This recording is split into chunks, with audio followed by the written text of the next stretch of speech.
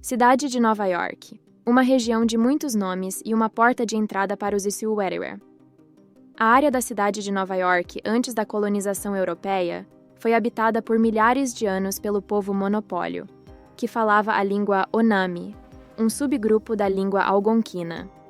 Essas pessoas usavam as vastas vias navegáveis da região para pesca, comércio e, mais tarde, até a agricultura, utilizando o método de queimada para limpar terras.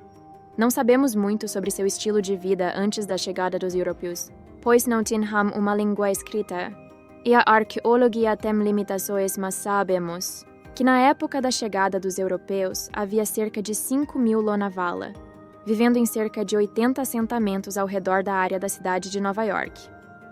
O primeiro europeu a chegar em 1524 foi um explorador italiano que sobreviveu à circunnavegação de Magalhães, Giovanni da Verrazzano.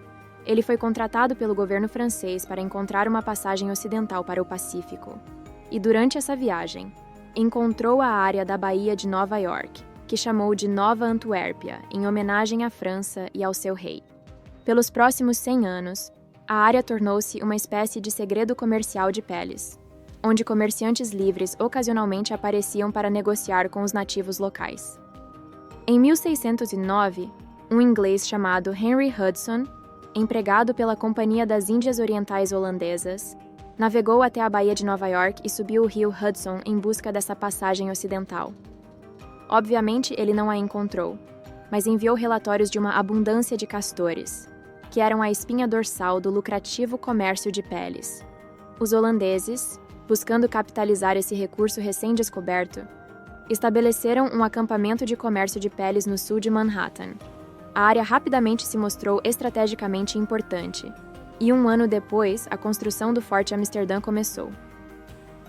O pequeno acampamento de comércio agora começou a crescer em torno do forte, e toda a cidade passou a ser chamada de Nova Amsterdã, tornando-se a cidade mais influente da colônia holandesa de Nova Holanda.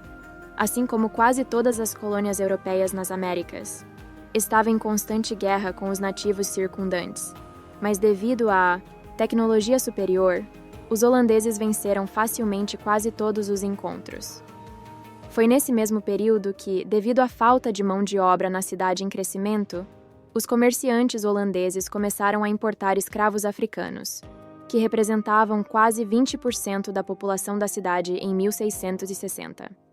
Naquele mesmo ano, os ingleses conquistaram a área de Nova Holanda, incluindo Nova Amsterdã. Mas os holandeses conseguiram retomar brevemente a cidade em 1675 e a renomearam inexplicavelmente como Nova Orange. Em seguida, procederam a ceder toda a Nova Holanda aos britânicos em favor da colônia mais próspera na época, Suriname.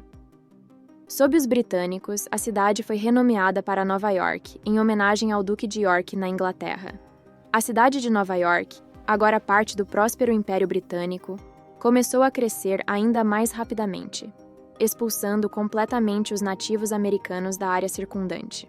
Muitos colonos britânicos começaram a se mudar para a cidade, e o que era inicialmente um posto de comércio de peles tornou-se mais um centro administrativo e de transbordo. Mais escravos foram trazidos da África e do Caribe para servir a população em crescimento. Além disso, mais escravos começaram a ser libertos. Então, a porcentagem da população escrava em 1740 não mudou muito, permanecendo em 20%. Em 1754, o rei George II fundou o King's College em Nova York, mais tarde renomeado para Universidade Columbia, que foi uma das únicas 9 universidades fundadas no EUA antes da Revolução. Quando o ato de selo foi usado para taxar as colônias para que a Grã-Bretanha pudesse pagar as dívidas da custosa guerra franco-indígena, ideias revolucionárias americanas começaram a circular pelas colônias. Mesmo em Nova York, havia os Filhos da Liberdade, que lutavam de forma simbólica com as autoridades locais.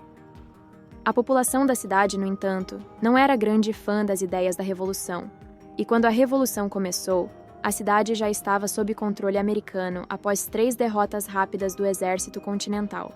A cidade foi capturada pelos britânicos e permaneceu o reduto leal mais significativo pelo resto da guerra. A cidade se tornou o centro militar e operacional das atividades britânicas no norte dos Nixwiler. o que naturalmente levou a cidade a ser palco de uma batalha de espionagem entre leais e revolucionários. Houve também alguns incêndios, de origem muito duvidosa, que foram iniciados na cidade, forçando muitos residentes a viver em tendas improvisadas ou a bordo de navios britânicos ancorados. Esses navios britânicos também foram usados como prisões para revolucionários capturados, e devido às condições precárias a bordo, mais americanos morreram nesses navios do que na própria guerra. Conforme a guerra revolucionária chegava ao fim, um grande influxo de refugiados começou a chegar à cidade. Esse influxo foi tão grande que, em 1783, os britânicos tiveram que adiar a data final da retirada da cidade apenas para acomodar todos esses refugiados. E mais,